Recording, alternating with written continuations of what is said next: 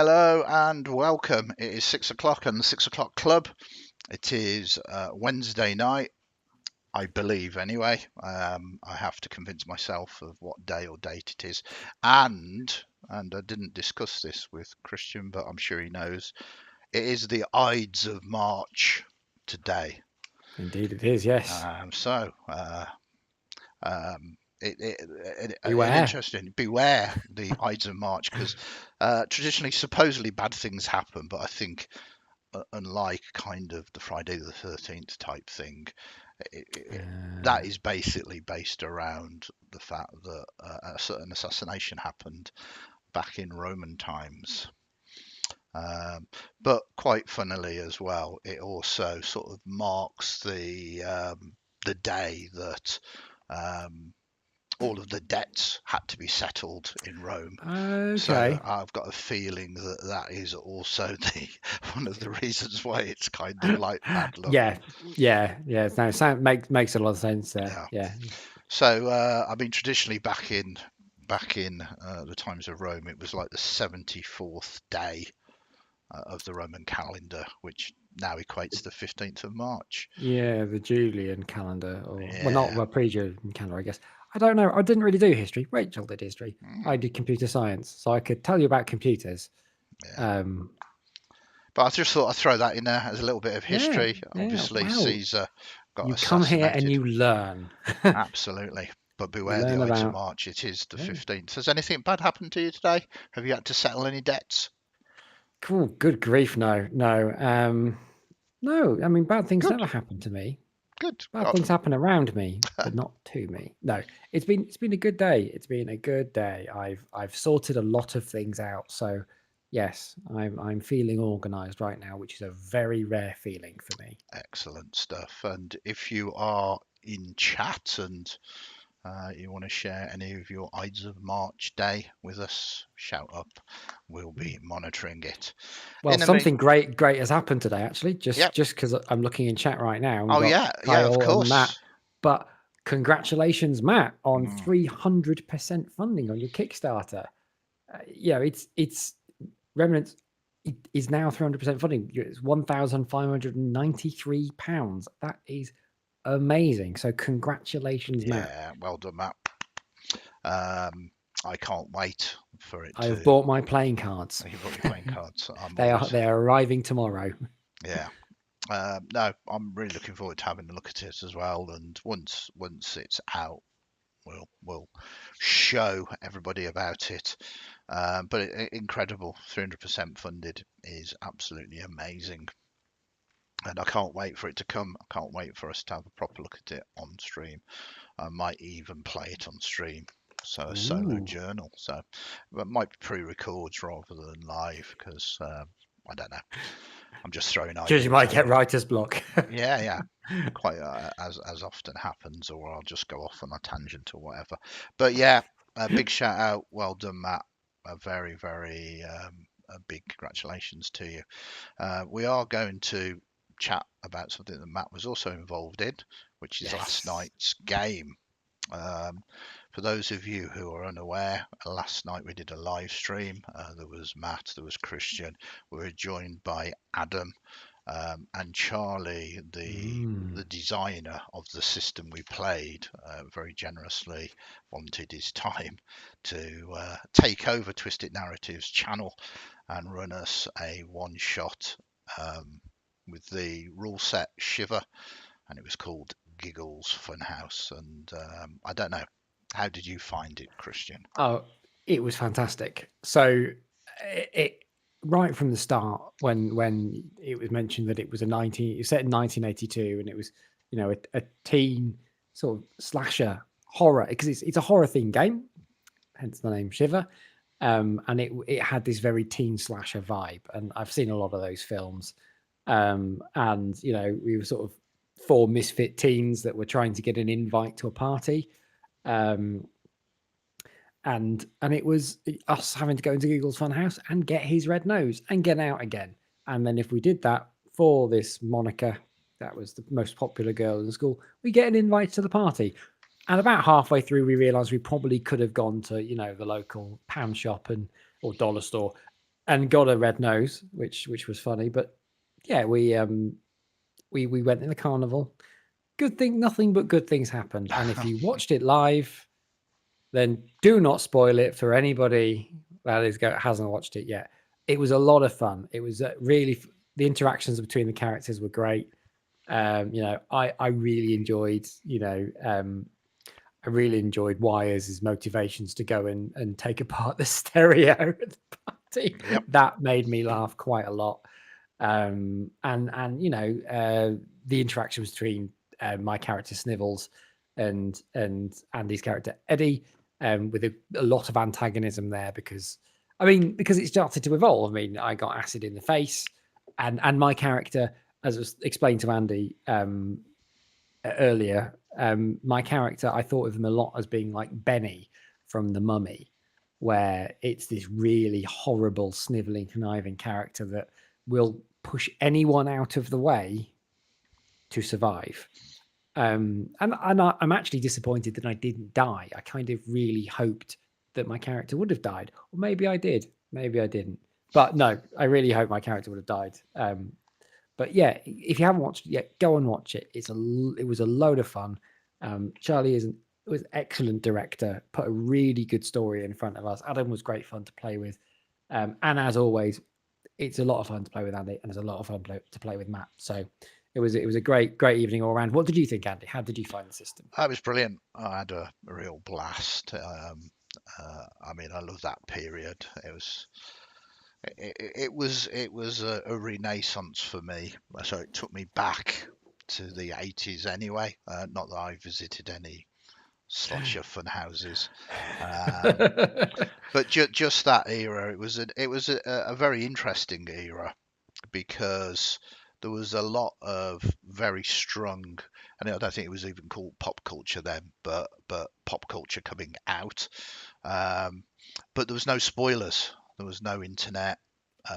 Magazines that carried reviews of either comics or movies or whatever, they tended to come out a month after the movie did. Um, so you'd go and see some of these movies, and you would hear a little bit of a buzz about it. You would uh, be somewhat aware of it, but you wouldn't really know what was going to happen. So you'd be on the edge of the seat, sort of, just wondering what Yeah, was going on. yeah, Same with sort of comic books, and I was playing a character that was very invested in that very kind of good culture. knowledge. Yeah, very Um, good comic book knowledge. um, but I mean, Raiders of the Lost Ark come out, Escape from New York had just come out. It was just like this fantastic era Yeah, of yeah, sort of movie stuff. So it was really nice to just revisit that, regardless of the of the horror that was going on about us. Um, and it was brilliantly run. Charlie voice acting, Charlie's direction, Charlie's moving the scene on was just outstanding. It was yeah. paced really, really nicely. The interaction between all the characters was very cool, and I'm quite pleased that we were sort of set up to be a group of individual outcasts that have come together to Yeah. complete this, and we weren't all sort of best buddies and everything else, and No, that we had, definitely weren't the Breakfast Club. yeah, yeah. Well, I mean, the More the breakfast. bottomless brunch club. Well, the Breakfast Club, they started out in detention. If I'm not sure what the Americans call it, but Detention, I think. yeah, yeah. But they didn't know each other. They, No. they they were individuals that were brought together because of this reason. And you had a jock, and you had an emo, and you had the weird one, and you had the I suppose the prom queen sort of character, and they were all sort of sat at different desks at the Yeah. start, and of course through that period they came together. Um, I will admit I've not seen the Breakfast yeah, Club. yeah. I mean, A lot of those Americana films yeah, just yeah, just pass me by. yeah. Pass me straight by. And again, I don't know. I would have to go back and watch it. It might have just been of that age. It might have just caught me when I was of a certain age as well.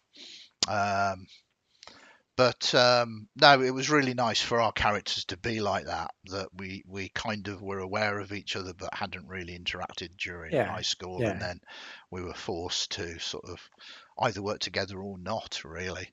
So that was a very interesting sort of premise as well. Um, uh, Sort of out of character, it was a very interesting system to try and get your head round in terms of genre. yeah, And I kind of mentioned this a little bit off screen. It wasn't challenging. It was actually quite interesting to sort of try and work out how your character relates to things.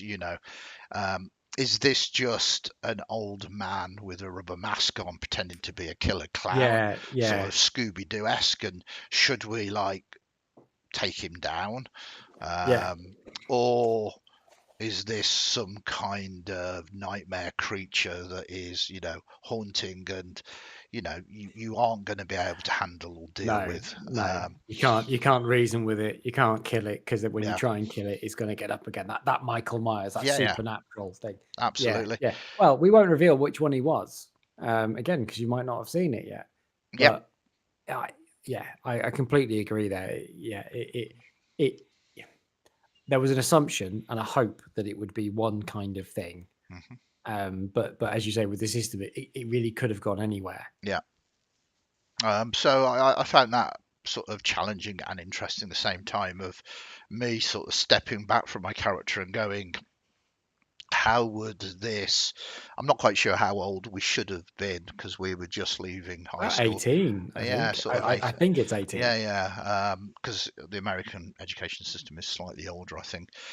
So Yes. how would this 18-year-old sort of act in that? He's obviously scared, um, but it's that fight or fight, a Yeah. sort of syndrome really, and I kind of enjoyed that challenge as well, because Hmm. even in the most fantastical of games, I kind of like my realism. I Yeah. kind of like, if you see something in a movie that just, it's like, why did he do that? Is it just did that for story reasons rather than Yeah. because it kind of makes any sense? And I did feel like I was in a movie at times, which was Yeah. That very, was a very really good awesome as well. feeling. Yeah. So, I mean, I didn't really get to ask you this after Blades in the Dark, and I wanted to, because now you've been a player in 2 games Hmm. recently. So, what is your? How do you feel as a player? I mean, for being a GM for such a long time. Like I said the last time you played was in my game, and that Yeah, was that was back in the shop in about 2014. So, how does it feel being a player again? yeah. I mean, I enjoy it, without a doubt.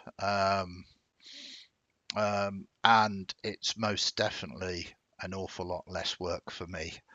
So that is like a Very nice, five-star nice. reason for it, in the fact that I did pages of research for Eddie, and I really thought quite heavily about um, sort of barking larking.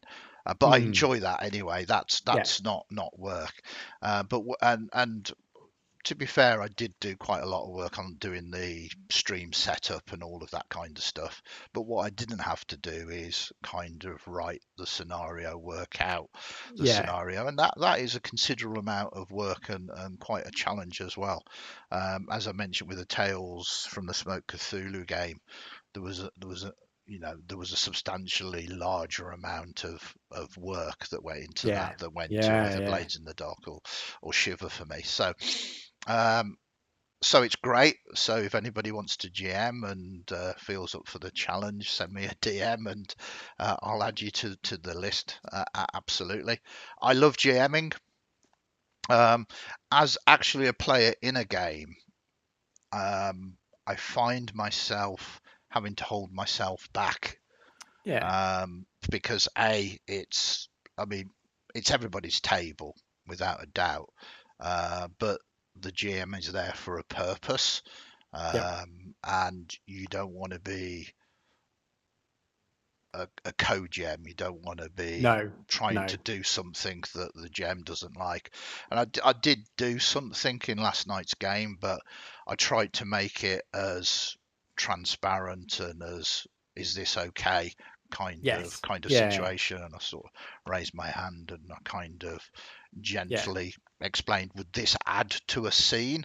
Yes. Um, Yeah. Now, if I was a GM, I wouldn't mind that at all if the players kind of approached it in the way that I did, Yeah. Yeah. because it's like, no, that's an awesome idea. Yeah, Yeah. let's. I'm not saying my idea was awesome, but No, no. if a But player you are comes to though. me, well, if a player comes to me and goes, and it was all after the fact as well, so it wasn't like I'd like to do this and it's going to impact this. It Yeah. was more of a retro. I would like. Is it possible for this to be the reason of what's just happened? Yes. You know, Yeah. Yeah. Yeah. uh, And I think when you approach it with, and it's a, the term you mentioned a lot, narrative agency, yeah, is in some cases you can say, this thing's happening. May I add to it? May I yeah, yeah, enhance it? Can I have some narrative agency to do this, please? yeah, And when I think certainly it shows when I have a player saying what they want to do, that it's great because it means that they're engaging in the world, and it's a bit different than they go, well, actually, I'd like all kobolds to now have blue heads, and baseball bats that sing the Marseillaise. That that's kind of like, who are you? Why did you find your way into my game? But yeah, it's a lot of fun because then you can all sort of go, yeah, that's a really cool area, as you yeah, say, and everyone can get behind it. And it was a lot of fun last night to have that sort of thing. yeah. Again, I think actually you had two moments where this has Right. happened, Yeah. and both of them were a lot of fun because they enhanced it. Hmm. One of them had a negative effect on me, but it was a lot of fun because it created that Hmm. wonderful interaction between our characters, and widened the gap a little bit, and Yeah.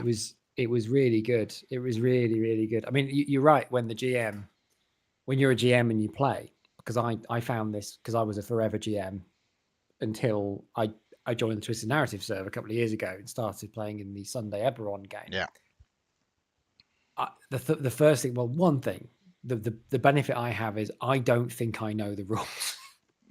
So I've always been quite happy that I'm never going to try and overrule you on the rules because Yeah. I don't know. But yeah, there is that kind of, you have that compulsion to fill the gap Yeah. at times, and you think someone should be talking here. And I do find, certainly when I'm a player, I do that quite a lot. I Yeah. I I, I try and marshal everybody together and say, hey, there's plot here. Let's grab onto that plot for dear life because Andy or whomever's put it in front of us, and that's where I'd like to go. And I think that's quite yeah. It does sometimes come at a detriment of your own character's development, but yeah, I think it does help, and I do like it when my players um, latch onto the plot I've put in front of me. Yeah. No, no, no, absolutely. But I think, as a GM who becomes a player, I'm kind of aware that I want space for the other players to be able to do Yeah, stuff. Probably over compensating for that, maybe too much. So, um, I always are happy to be the last person to go, or to not get the last word, but kind of wait till everybody's kind of run out of steam, and then yeah, perhaps say something. So I don't know. I'd be interested for people who go and watch these live streams with me as a player, whether they think I'm too talky, not enough talky, what they'd like to see from me, what they wouldn't like to see from me. Because well, you're going to be a uh, player again soon, so yeah, yeah. For people who are not aware, Christian has volunteered to do another Blades game, which is, I think, April now. Is that yep, right? in Um, April, yep. So so yeah, I'm again super looking forward to it. I'm never opposed to playing people's games, and I'm not the kind of person or GM that doesn't want other GMs to show off their wonderful skills, because we're all in it to have fun, and there are some incredibly incredibly talented GMs out there, and I think this is one of the reasons, and I've always said this, I hate that term professional GM. I mean, I kind of understand it on a financial level, as in a Yeah. professional earns money from what they do. Yes. So they're, Yeah. but I think there's also a little bit of a stigma that a professional is at the height of their game, and you know, I'm not saying that I don't think I, I I'm I'm a bad GM. I think I'm quite capable. I think people come back for more, so Yeah. people must Yeah. enjoy it. Yeah. Um, but what I'm trying to say is there are other amazing GMs out there that don't do it for money, Mm. whether they do Yeah. it around their kitchen table or just whatever. Um, and that's kind of why I don't like it, because it kind of I, I, I don't like to, certainly with jamming, be put on a pedestal, and it sometimes Yeah. feels like that. Yeah. Um, I can understand that. not when there's great gems out there that don't do it for money, you know. Yes. Yeah. And one of the reasons for calling this the club, one of the reasons for getting other people to come in and GM, is to show that we have got all of these wonderful talents, you know. Um, And me. no, no. As I said before, absolutely amazing to have you as a co-host and a GM and a player as well. Um, Absolutely amazing. So, seriously, if you are a GM, if you are a player and you want to do some live stream stuff, let me know. Get in touch via a Discord, send me a DM, and we can talk. We can 'Cause it's a talk. lot of fun. It is a lot of fun. It's nerve wracking right before you start, but then you kind of forget that you're GMing to an audience, and then you're just GMing to a group of people, which is good. Mhm. Um, but then it's one of the things, really. I mean, we were talking about this the other day.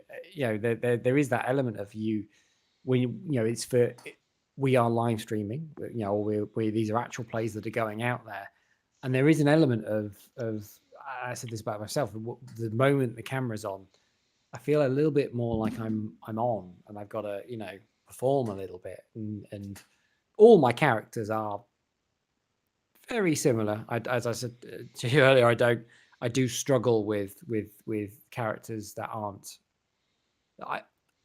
irreverent in some way, shape, or form. I don't think I can ever play a very serious character. I would try, and I want to. I really want to try. I just don't think I can.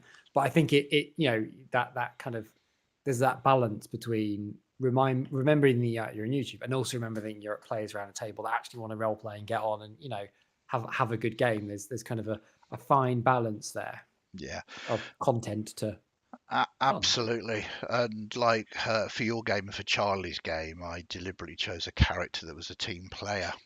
Um, Yes. Once you've got your legs underneath the GMing table, you wait till I don't play a team player.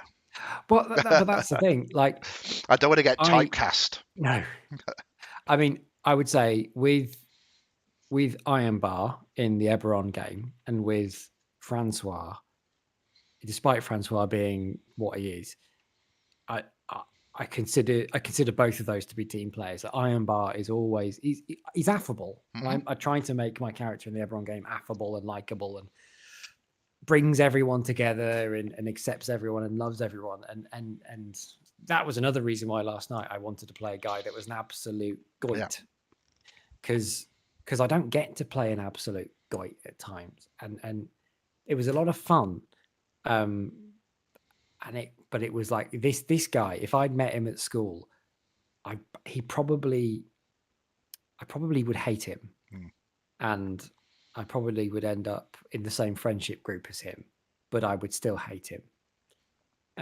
Yeah. No, I yeah, didn't like the guy I played last night, but I loved him. yeah. I think that's also sort of fun. Uh, Moving on a little bit, we added an extra dimension to the stream Mm. last night. For those of you who watched it, we managed to get dice to roll across the stream when we made dice rolls. Let us know what you think. Did you like that? Did you like seeing the dice dice roll. We kind of felt with Shiver, because Shiver use thematic dice rather than sort of normal polyhedral dice with numbers on. They use symbols instead, and it might have been a little bit difficult for those of you who are not familiar with Shiver to kind of follow it, but it was more to give you an idea of, look at these cool crazy images on the dice. So it's not so much a question about the Shiver dice, but did you like that app? Would you like to see more of it in Blades of the Dark or My Cthulhu, or certainly Shadow Dark, which we'll come on to in a minute? What was your impressions, Christian? I thought it was really, really good. So much so that I'm now looking at seeing if I can use it for all my games Yeah, where I'm not using a VTT, because it's such a powerful tool. It's DD dice, yeah, and I really, really think that it can enhance a stream, because it lets everyone know what you're rolling, and what you can change the dice you're using. You can change a lot of things about it. So I was looking at it for some of the things we've got coming up. So like we're doing feng shui, and in feng shui you need 2 different colored dice. Well, this allows you to have 2 different colored d6 and roll them at the same time and see what they are, and it just really helps, and it really makes a lot of sense. Yeah, I'm excited to see what we can do for it. I'd like to try using it for Blades in the Dark yeah. if people liked it. It seems like a really, really good tool. It was simple to use as well as a player, I think. And with me, with minimal tech skills, it took me literally 5 minutes to set it up on the stream. So it's not a hassle to do, if you know what I mean. That said, that was yesterday. If I try and do it in a week's time, who knows whether I can remember how to do it or not. But that is a next week problem, or the week after problem, or the week after that problem. I mean, again, we've said it before, but you profess that you struggle with the tech, but look at all the wonderful things you've done.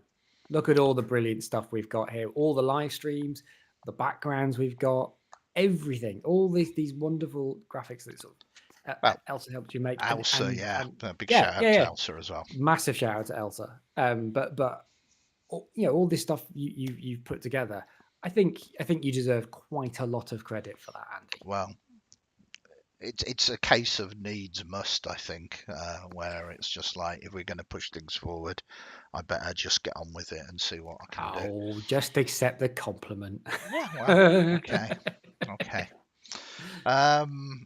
Yeah, As bad as me. so the dice was great, and I think Charlie and Adam, who works for Shiver as well, had such a blast that they should be back. So we might see even Charlie as a player, and me being like terrified and high on anxiety of running a game for the person that wrote it. I mean, if there's how terrifying is that? But oops, Oh, my up camera. we go. Yeah, my Oh camera. no, it's turning into Blake 7. Yeah. Yeah, I mean, even my camera was retracting from that thought. But I'm certainly up for the challenge, and if not, it'd be really good for Charlie to come and run some more games. And Adam, Yeah. they're both very skilled GMs and writers. I think I've said it before, but Charlie really did seem to enjoy himself. And for me, it's such a delight when the GM you can see the GM's enjoying themselves, the director, or whoever, whatever you want to call it. You can see all the players at the time that are enjoying themselves. It's when you feel like you're in something special, a really special game. And I did last night feel like I was part of something special. And I will apologize. I my character, as Cara has pointed out, my guy was a jerk. Yeah. And I deliberately made him a jerk. Yeah. There's no need to apologise. But I did hate it. I absolutely hated it because I was like, oh my goodness, this is the sort of person I really despise. Yeah. I don't often get to be a jerk because I don't want to. Yeah. But it's important for character dynamics to Mm, sometimes have that fly in the ointment. So mm. don't apologise for it. I mean, it's that again. It's that Benny character, the guy that everyone wants to die. And Yeah. yes, And I know that we gave him a little bit of a mention at the start of this, but Matt was yeah, there as Wires as well, yeah. and Oh, I loved Wires. yeah, no, absolutely, and I want to say a big thank you to Matt for taking part as well, because he brought a lot to the game. Yeah. It was substantially more subtle, but it was very skilled, and sometimes subtle is the harder Mm. of the things to do. You can over dramatize. You can be larger than life quite easily, but by What are you trying to say? I'm hammy. well, I am hammy. but doing that subtlety is very good, and there was a few Mm, things that he did I thought was absolutely marvelous. So yeah. big shout out to you, Matt, as well. Hopefully we will have you back on doing some stuff soon as well. Um, so I think we've covered Shiver really. We've done the dice. Mm, If you haven't watched it, it will be in the link below. You can click on that. It's on video on demand now. It's about 3.5 hours long, so just enjoy it for what it is, really. It's a great little horror story set in mm. 1982, taking me back to, I wouldn't say my childhood, but my early adulthood. And there's quite a lot of Eddie in me, I have to say. And no, I haven't grown up yet. Mm. I wasn't born in 1982, so sorry. That's okay. You don't have to apologise for not being born in '82. You missed a lot of really cool stuff, you know. Yeah, yeah. So what am I left with now? Thanks. um, so we said congratulations to Matt for his Kickstarter. We have covered last night's stream, and we might be a little over enthusiastic about it because we had such a great time. But genuinely, if you like the sound of it, please go and have a watch. Mm. Um, and if you've already watched it, let us know what you thought of it. A like is really appreciated, a sub is really appreciated. But what also we would really like from you is not necessarily a critique, but wow, yeah, I really Money? love Oh, this. sorry. I do need to eat as well. We really like this. We wasn't so sure about that.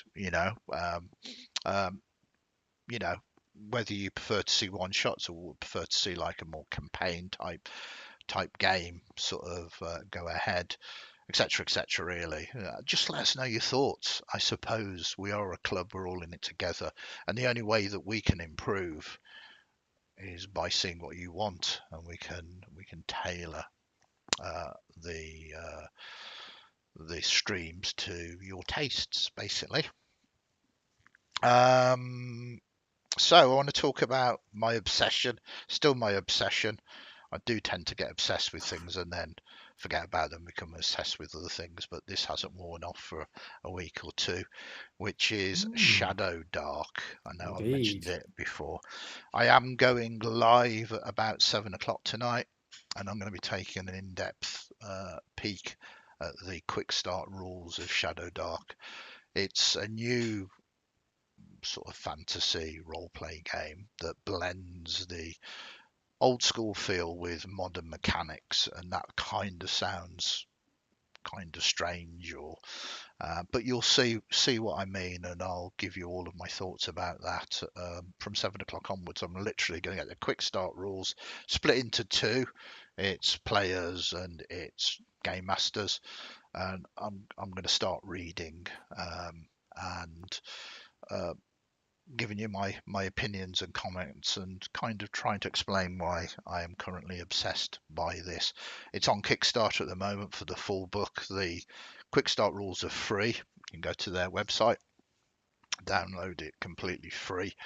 But it had I think a $10,000 Wow. goal Yeah. to hit, and it has achieved over $70,000 so far. Wow. Not Okay. so, no, $700,000. Oh. Seven hundred thousand dollars. It's a little It's bit, little better. it's close. It's close to $1 million kickstart. Wow, that's really amazing. I mean, I genuinely hope they get that just Yeah, so they can yeah, say. I mean, they funded. They were going for 10. They've got 700. yeah. But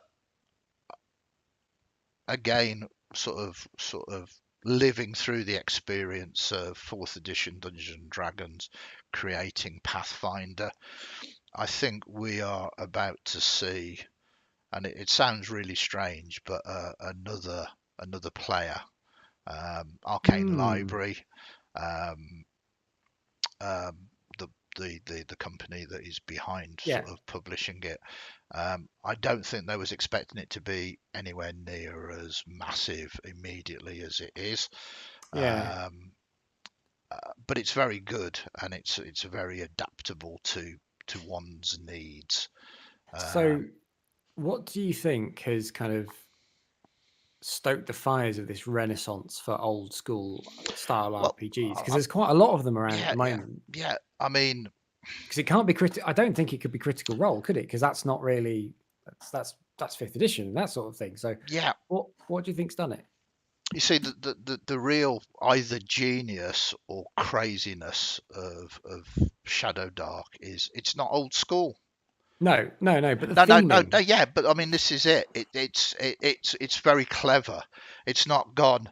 Oh, back in the day when I was playing Dungeons and Dragons in 1982, like me, we had Thaco, and it was really good because if you wanted to be a bard, you had to be a rogue, and then a wizard, and then a fighter, and then get levels in all of that to become. It's nothing like that. But back then, and it's not rose tinted glasses, you kind of had your characters and you went down in a dungeon, and it was like, are we going to survive today in this game? Yeah, Are we? And it's not like, oh, the dungeon master's going to kill us. You literally felt that your characters, everything that you did kind of mattered, and um, it was a roller coaster ride. There was a sort of real feel of danger around every corner, whether there was or wasn't. That was the skill of the dungeon master. Um, and it's got that real feel. It's got that feel that, you know, in the next 3 hours anything could happen. mm, Um, and it was joyful. It was really joyful, and sort of generating characters didn't take you forever. There was no real computers back then to yeah, to go on your D&D Beyonds or your other sort of character generators and cherry pick and choose and help you generate a character. Because you imagine without those tools how challenging it would be to mm, have all of the books, whether it's Pathfinder or whether yeah, it's Fifth yeah, Ed, or this is definitely not a dig at fifth edition or anything else. But you imagine having all of this information available, but just in book formats, yeah. Oh, and yeah, then going right. I want to create a character, and I have to. It would take a substantial amount of time, whereas sort of back in the day, you went, well, we've got the six stats, we roll 3d6 for each stat. If your yeah. DM was really generous, he'd allow you then to put the rolls where you wanted them to, rather than you just Right. roll them in order and In go, order. oh, Yeah, I wanted to play a fighter, but I'm not entirely sure a seven strength is going to do it. yeah, Um, and then you chose your ancestry or race, as it was called then. You chose your class. yeah. You kind of rolled for your money. You spent that, and you spent it very, very rapidly. Some armor, a sword, a few torches, some rations, a 10-foot 50 pole. foot of hempen rope. Yeah, yeah. And then you were ready. It was like, wow, Mm, let us go down. Boom, boom, boom. But, you know, it had its faults. The wizard Yeah. with its first level spell, right? I cast magic missile. Poof. Okay, well that's me Protect done. me. Yeah. That's literally somebody give If me the torch. if you're lucky, you get like 4 hit points. If you're Yeah, yeah, unlucky. yeah. The cleric, no one wanted to play it because the cleric didn't do anything until someone was like very badly wounded and went, Yeah. okay, I'll cure you. Well, that's me now done. Yeah. They didn't have the expanse of sort of domains and anything like they have today. You know, a Mm. cleric was a healer, and Yeah. no one really wanted to do that because it wasn't like, oh yeah, I'm awesome because I have to. It was like, no, you've got 1 or 2 spells and you heal. But Shadow Dark has that kind of feel, but they Yeah. do it very, very differently, and I'll come on to that. And it's not necessarily unique ideas. They've No. drawn the very best of modern day games. Some of them, the old school Renaissance modern day games. So these are genuinely kind of games that are kind of trying to represent older games, Yeah. but Yeah. they've come up with some interesting new mechanics, and they've taken those, they've adapted them, and there's been a long play test as well. I think it's been like 3 years in development, so Okay. it's not like, oh yeah, Here's some rules. let off we go. Have at you. And yeah. They've definitely kind of tested stuff out, and if it hasn't quite gelled with other rules, kind of readapted them and everything Mm. else. And um, I think it's kind of like one of those works of art that if you just look at it and you go, well, I mean, there's not much there. Mm. And then you look at it again, and then you begin to realize that skill, that artistry of only putting on the canvas what is needed to do that, to give it Mm. that perfect kind of look, um, you know, is a work of art, really. I just like the way that some of the paragraphs have been written. It's kind of like lots of things that I feel about games that are kind of condensed down to a paragraph Mm. of advice or whatever else. How did you find out about it? Because this is one of the I things mean, it's where bizarre. Yeah, no, it is. It's literally bizarre. Um, I was trawling YouTube because of what we're doing now, and I do follow some other creators, Mm. and one of those creators, Garb Garblag Games, they do a lot of sort of live streams, and um, it's very gamery. It's people playing the games they enjoy for the reasons of enjoying the Yeah. games. Yeah. It's there's nothing wrong with Critical Role. It's not polished. I would say it's professional. You know, Mm. they put together a good show. Um, but I think it was only like 2 weeks ago, they did part 1 of an actual play of it, and I kind of went, we'll give this a watch, see what it's like, and I kind of, oh, this is That was new you then. hooked. Yeah. This is new then. This is, what is this? And then you start doing the research, and you know, it was like Mm. going down a rabbit's hole, really. Um, they're very good on social media as well. I've put some hints that I might be talking about tonight on the 6 o'clock club, and I put Arcane Library into Twitter, and they very kindly retweeted it. They've got a Discord channel. They're very open to their community as well. Yeah. Yeah. Um, you know, it's got a lot of very good vibes about both Arcane Library. The author, um, the author is done a lot of other sort of products as well.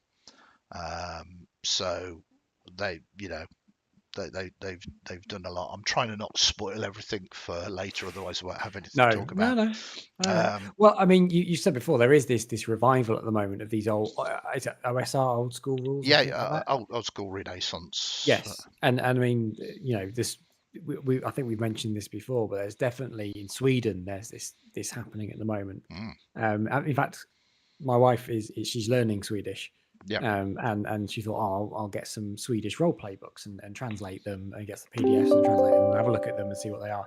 So she was looking at one the other day and I thought, I recognise that. It turns out she'd bought Vaesen, Yeah. but the original Swedish copy of Vaesen. And same with Mort Borg as well. She's got that, but Yeah, it's that was very good. after our stream. But yeah, it was so interesting that sort of these types of games are coming around. It's just I was wondering why, not why in a horrible way, but why in a what's triggered this? Is it things like Stranger Things where those old school rules are coming back, but people are thinking, I don't think so. I think obviously the OGL has had a big impact in January, but I think before that, and this is indicative of most game systems that have an extended life, yeah, and we're talking about sort of fifth ed, is there's something in all games called power creep, which I'm sure you're aware. Um, uh, sort of they have to keep producing product, and that yes, product has to be better than the previous product. Otherwise, why am I buying this if it's not going to make my character better? Um, and they do it in subtle ways, certain magical items, certain spells, and it's not like this is a book that's going to break your game, but this is a book that has got one or two neat things that is going to be interesting for your characters to have that will make them better. yeah, And if that is once or twice, it's not so bad, but over a period of what, 5, 10 years, yeah, suddenly there is a differentiation between um, the power levels of the characters with the power level of the setting and the system as well. Um, and that can lead to it being a challenge for GMs to run. It can also lead to the players getting a little fatigued. It's yeah, we've discussed this. Winning all of the time, um, yeah, isn't really a huge amount of fun. It's great to be heroic, but heroic, well, we're never going to lose. When you have yeah, sort of barbarians with 120 hit points, and then they can rage, so that is technically 240 hit points. Um, it takes a lot for that character to be really concerned about yes, about yeah, life and death situations. And then there's all sorts of mechanics now that can cause barbarians, for instance, the ancestral guardians, um, yeah, where when they attack or hit something, uh, if they don't attack the barbarian, then it means they have disadvantage on attacks against everybody else, and yeah, they have resistance as well, which is a taunt mechanic, which is yeah, perfectly fine. But fundamentally, it means that you've won that fight already. yeah. Um, and when you've got that amount of hit points, do you as a GM go, okay, do we want to spend the next half an hour rolling dice for what is we're going to know mathematically? It's a war of attrition. Yeah, yeah. I mean, is that fun? Yeah, Or should we say that you've won that because yeah, mathematically, technically, you have? Um, and then some players might go, well, that's not fair. It's fun. I mean, they've got a chance, and you kind of yeah, go, yeah, well, I don't mind. Let us roll some dice, and you can see that. Oh yeah, there you go. You won. yeah, And that grind is indicative of power creep. yeah, yeah. Um, And you end up having to get bigger and bigger foes as well. yeah, yeah, And you look at books like Fizban's Treasure of Dragons, which I absolutely love. yeah. Um, but then you look at the back of that, and there's some massive, massive, massive colossal dragons, Hmm. really ancient worms and great worms, I think they call them. And you look at the stats for that, and then you realize you've got like the stats for Bahamut and Tiamat in there, and Mordenkainen's Tome of Foes, where you've got some of the really high level demons from various books and multiverses. No, Hmm. multiverse, yeah, not Tome of Foes. Monsters of the Multiverse. That's it. That's it. Monsters of the Multiverse. I've got it behind me.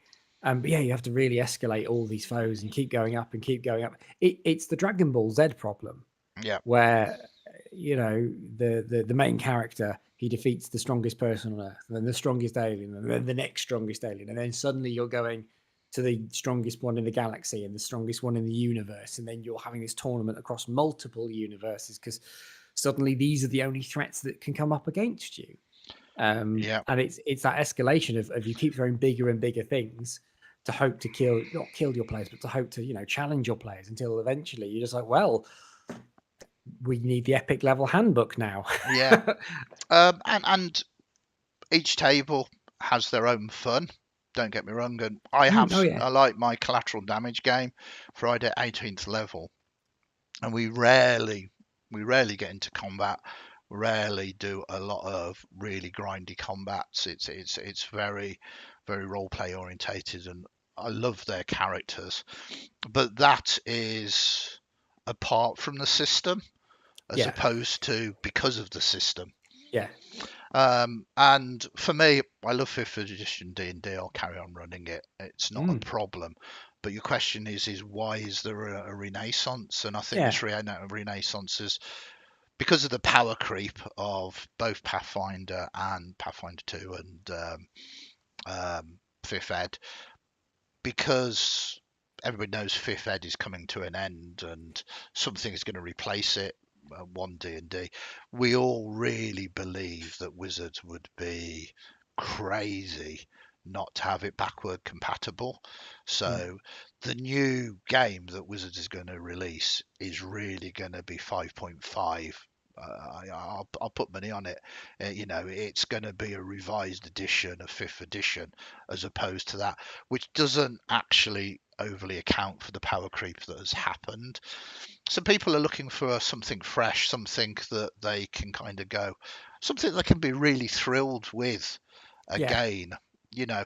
And they might want to just dip into it, you know. They might want that little bit of sorbet to refreshen their mouth before they go A back palate into cleanser. the massive big wedge of, you know, chocolate fudge cake, that is weighty and heavy and Oh, don't but talk about just cake. I'm not allowed cake. Don't talk about so cake. delicious though, you know. And it's each to their own, you know.